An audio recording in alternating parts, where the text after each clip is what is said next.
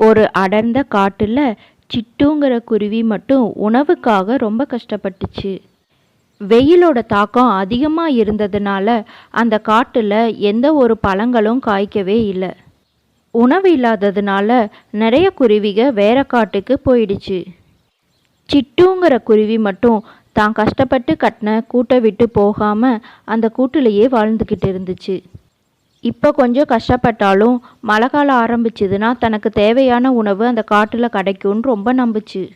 சிட்டு காலையில் எழுந்ததும் தான் குழந்தைகளுக்கு தேவையான உணவுகளை தேடி போயிடும். 2 நாளாக அது எவ்வளோ தேடியும் அதுக்கு தேவையான உணவுகள் கிடைக்கல. சிட்டுவோட குழந்தைகள்லாம் இன்னைக்காவது அம்மா நம்மளுக்கு வேணுங்கிற உணவுகள்லாம் கொண்டு வருவாங்கன்னு காத்துக்கிட்டு இருந்தாங்க. வழக்கம் போல் சிட்டுவுக்கு எந்த உணவும் கிடைக்காததுனால சும்மாவே வீட்டுக்கு வந்துச்சு.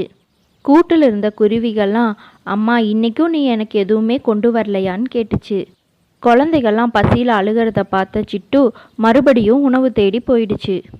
போகிற வழியில் வயலில் இருந்த தானியங்களெல்லாம் பறித்து கொண்டு போய் தான் குழந்தைகளுக்கு கொடுத்துச்சு. சிட்டுவோட குழந்தைங்க அந்த தானியங்கள்லாம் சாப்பிட்டு ரொம்ப ருசியாக இருக்குது, தினமும் இந்த தானியங்களே எங்களுக்கு கொண்டு வாங்கம்மா, பழங்கள் கிடைக்கலாட்டியும் பரவாயில்லன்னு சொல்லுச்சு. தினமும் சிட்டு வயலில் போய் தானியங்களை பறித்து கொண்டு வந்துட்டு இருந்துச்சு. ஒரு நாள் தோட்டக்காரர்கிட்ட மாட்டிக்கிச்சு. தோட்டக்காரர் வந்து சிட்டுவை பிடிக்கிறதுக்கு முன்னாடி வேகமாக பறந்து கூட்டுக்கு போயிடுச்சு. இந்த குருவிக தொல்லை தாங்க முடியல, தினமும் என் வயலை சேதப்படுத்திகிட்டே இருக்கு. தோட்டக்கார் வர்றதுக்கு முன்னாடியே சிட்டு போய் தன்னோட உணவுகளை சேகரிச்சிட்டு இருந்துச்சு. தோட்டக்காரர் வர்ற சத்தத்தை கேட்டு சிட்டு வயலில் மறைஞ்சு உட்கார்ந்து இருந்துச்சு. தோட்டக்காரர் மூர்த்தி தர்மாவை கூப்பிட்டு, நீ நான் வர வரைக்கும் இந்த தோட்டத்தை பார்த்துக்கோ, இல்லைன்னா நான் வர்றதுக்குள்ளே இந்த குருவிக என் தோட்டத்தை நாசம் பண்ணிடும். அதை கேட்டுட்டு, சரி நான் உங்கள் தோட்டத்தை பார்த்துக்கறேன், நீங்கள் கவலைப்படாமல் போயிட்டு வாங்கன்னு சொன்னார். இதை கேட்ட சிட்டு, இது நமக்கு நல்ல சந்தர்ப்பம், இந்த தோட்டக்காரர் திரும்ப வர்றதுக்குள்ளே நமக்கு வேணுங்கிற தானியங்களை சேர்த்து வச்சுக்கணும்னு முடிவு பண்ணுச்சு. கூட்டுக்கு போய் தன்னோட குழந்தைகள்கிட்ட சொல்லுச்சு, தோட்டக்காரர் இன்னைக்கு ஊருக்கு போகிறாரு, வர்றதுக்கு 5 நாள் ஆகும், அதுக்குள்ளே நமக்கு வேணுங்கிற தானியங்களை நம்ம சேர்த்து வச்சுக்கலான்னு. ரோசிக்குருவி, திருடுறது தப்பு தானம்மான்னு கேட்டுச்சு. திருடுறது தப்பு தான், ஆனாலும் இப்போ நமக்கு வேற வழி இல்லை, இந்த காட்டில் எந்த உணவுகளுமே இல்லை, நம்ம போய் தானியங்களை சேகரிச்சுட்டு வரலாம் வாங்கன்னு கூப்பிட்டுச்சு. சிட்டுவும் அதோட குழந்தைகளும் தானியங்களை கொஞ்சம் கொஞ்சமாக கொண்டு வந்து சேர்த்தி வச்சுக்கிட்டு இருந்தாங்க. மூர்த்தி ஊருக்கு போயிட்டு வர்றதுக்குள்ளே சிட்டு தனக்கு தேவைக்கு அதிகமாகவே உணவுகளை சேர்த்தி வச்சிருந்துச்சு. ஊருக்கு போயிட்டு வந்த மூர்த்தி தான் வயலை பார்த்து ரொம்ப வேதனைப்பட்டாரு. அறுவடைக்கு இருந்த தானியங்களை வெட்டி கிளி சேதப்படுத்தி வச்சிருந்துச்சு. மூர்த்தி எந்த மருந்து வாங்கி போட்டாலும் பூச்சிக சாகலை. தானியங்கள்லாம் வேஸ்ட்டாக போயிடுச்சேன்னு ரொம்ப கவலையாக உட்காந்துக்கிட்டு இருந்தார். வழக்கம் போல் சிட்டுவும் ரோசியும் தானியங்களை திருடிட்டு வரும்போது தோட்டக்காரரை பார்த்ததும் தானியங்களை கீழே போட்டுருச்சு. அதை பார்த்ததும், எவ்வளவோ தானியங்க வெட்டுக்கிளினால் சேதமாயிடுச்சு, நீங்கள் 2 தானியங்களை எடுத்துகிட்டு போகிறதுனால எனக்கு என்ன நஷ்டமாக போகுது, எடுத்துகிட்டு போங்கன்னு விட்டுட்டாரு. அந்த தானியங்களை எடுத்துட்டு ரோசியும் சிட்டுவும் வீட்டுக்கு போனாங்க. வீட்டுக்கு போன ரோசி, அம்மா தோட்டக்காரர் ரொம்ப நல்லவராக இருக்காரு, நம்ம அவருக்கு ஏதாவது உதவி செய்யணுமான்னு சொல்லுச்சு. நம்ம என்ன உதவி செய்ய முடியும், நேரம் வரும்போது ஏதாவது உதவி செய்வோன்னு சொல்லுச்சு. அதிகமாக இருக்கிற தானியங்களை வச்சு சிட்டு ஒரு தோசை கடை ஆரம்பிச்சுது. அந்த காட்டில் இருக்கிற எல்லா குருவிகளும் சிட்டுவோட தோசையை விரும்பி வாங்கி சாப்பிட்டுக்கிட்டு இருந்துச்சு. இதை பார்த்த கிட்டுக்காகவும் தானும் அந்த தோசையை வாங்கி சாப்பிட்ணுன்னு ஆசைப்பட்டுச்சு. கஞ்சத்தனம் பிடிச்ச கிட்டுக்காகவும் காசு கொடுத்து வாங்கி சாப்பிடாம சிட்டு கடையில் தோசைகளை திருடி சாப்பிட ஆரம்பிச்சுது. சிட்டு, தினமும் சுடுற தோசையை கம்மியாக இருக்குது, கொண்டு வர மாவு பத்துறதே இல்லை, யார் இந்த திருட்டு வேலையை பார்க்கறதுன்னு தான் தெரியல, அதை ஃபஸ்ட்டு கண்டுபிடிக்கணும்னு ரோசிக்கிட்ட சொல்லிட்டு இருந்துச்சு. வழக்கம் போல் கிட்டுக்காகவும் சிட்டு இல்லாத நேரமாக கடைக்கு போய் ரோசிக்கு ஏதாவது வேலையை கொடுத்துட்டு ரோசி பார்க்காத நேரமாக கடையில் இருக்கிற தோசைகளை சாப்பிட்டுக்கிட்டு இருந்துச்சு.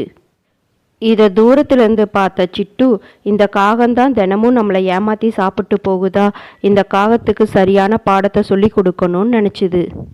மறுநாள் சிட்டு கறிக்கட்டைகளில் சூடு பண்ணி தோசைக்குள்ளே வச்சுட்டு போயிருந்துச்சு. அதை தெரியாத கிட்டுக்காக வழக்கம் போல் வந்து திருடி சாப்பிட்டுக்கிட்டு இருந்துச்சு. அதோட வாயெல்லாம் வெந்து போயிடுச்சு. ஐயோ, இந்த குருவி என்னை பழி வாங்கறக்காக கறிக்கட்டைகளை தோசையில் சூடாக வச்சிருச்சு. என் வாயெல்லாம் வெந்து போயிடுச்சு. இந்த குருவியை எப்படியாவது பழி வாங்கணும்.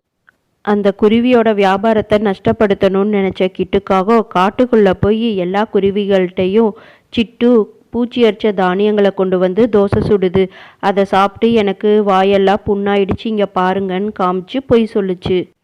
அச்சச்சோ, இந்த சிட்டு கடையில் சாப்பிட்டோம்னா வாயெல்லாம் புண்ணாயிடும். இந்த குருவி சத்தான தோசை கொடுக்குதுன்னு பார்த்தா பூச்சி அரிச்ச தோசைகளை கொடுத்து இப்படி வாயெல்லாம் புண்ணாக்குதே. இனிமேல் இந்த குருவி கடையில் போய் சாப்பிடவே கூடாதுன்னு எல்லா குருவிகளும் முடிவு பண்ணுச்சு. எல்லா குருவிகளும் போய் சாப்பிட்றத நிறுத்தினதுனால சிட்டுவுக்கு வியாபாரம் நஷ்டமாக போயிடுச்சு. எல்லா குருவிகள்கிட்டையும் கேட்டுச்சு, ஏன் சாப்பிட வர மாட்டேங்கிறீங்கன்னு. நீ பூச்சி அரிச்ச தோசையை கொடுத்து எங்கள் வாயெல்லாம் புண்ணாக்க பார்க்குற, இனிமேல் நாங்கள் உங்கள் கடையில் சாப்பிட மாட்டோம்னு சொல்லிட்டு போயிடுச்சுங்க. என்ன பண்ணுறதுன்னு தெரியாமல் சிட்டு வருத்தப்பட்டுட்டு இருக்கும்போது ரோசி, அம்மா, அந்த விவசாயியோட நிலம் சரியானா மட்டும்தான் நம்ம வியாபாரமும் நல்லா போகும். ஆமாம் ரோசி, நீ சொல்கிறதும் உண்மைதான். அந்த விவசாயியோட நிலம் சரியானா மட்டும்தான் நம்ம வியாபாரமும் நல்லா போகும். 2 குருவிகளும் யோசிச்சு விவசாயியோட நிலத்துல போய் எல்லா பூச்சிகளையும் பிடிச்சு சாப்பிட்டுக்கிட்டு இருந்துச்சு. இதை பார்த்த விவசாயிக்கு ரொம்ப ஆச்சரியமாக இருந்துச்சு. எப்போவுமே வயலில் திருட வர குருவிக இன்னைக்கு என்ன பூச்சிகளை பிடிச்சி சாப்பிட்டுக்கிட்டு இருக்குன்னு. சிட்டுவும் ரோசியும் தன்னால் முடிஞ்ச வரைக்கும் வயலில் இருக்கிற எல்லா பூச்சிகளையும் எடுத்து சாப்பிட்ருச்சு. கொஞ்ச நேரத்திலேயே விவசாயி நிலத்தில் இருந்த எல்லா வெட்டுக்கிளியும் அழிஞ்சு போயிடுச்சு. இதை பார்த்த விவசாயிக்கு ரொம்ப சந்தோஷமாக இருந்துச்சு. சிட்டுவை கூப்பிட்டு நன்றி சொல்லுச்சு. இனி நீ என்னை கண்டு பயப்படவே வேண்டாம். உனக்கு எப்போ தானியங்கள் வேணும்னாலும் என்னோட வயலில் வந்து எடுத்துக்கோ. நானும் எவ்வளவோ மருந்து போட்டேன், ஆனால் இந்த பூச்சியை கண்ட்ரோல் பண்ணவே முடியலை. ஆனால் நீ எனக்கு பெரிய உதவி செஞ்சிட்ட. இனி நீ எப்போ வேணாலும் வந்து என் காட்டில் என்ன வேணாலும் எடுத்துகிட்டு போகலான்னு சொல்லுச்சு. அதை கேட்ட சிட்டுனால் நம்பவே முடியல. எங்களை அடிக்க வர தோட்டக்காரரா இப்படி பேசுகிறாருன்னு. அப்போ ரோசி சொல்லுச்சு, அம்மா, நம்ம ஒருத்தருக்கு உதவி செஞ்சோம்னா நம்மளுக்கும் ஒருத்தர் உதவி செய்வாங்கன்னு. அன்னையிலேருந்து விவசாயியோட நிலமும் சுத்தமாயிடுச்சு. சிட்டு வழக்கம் போல் அந்த வயலில் தைரியமாக போய் தானியங்களை எடுத்துகிட்டு வந்து வியாபாரம் பண்ணுச்சு. நம்ம மற்றவங்களுக்கு செய்கிற உதவி ஏதோ ஒரு வழியில் நமக்கும் ஒரு பெரிய உதவியாக வந்து சேரும்.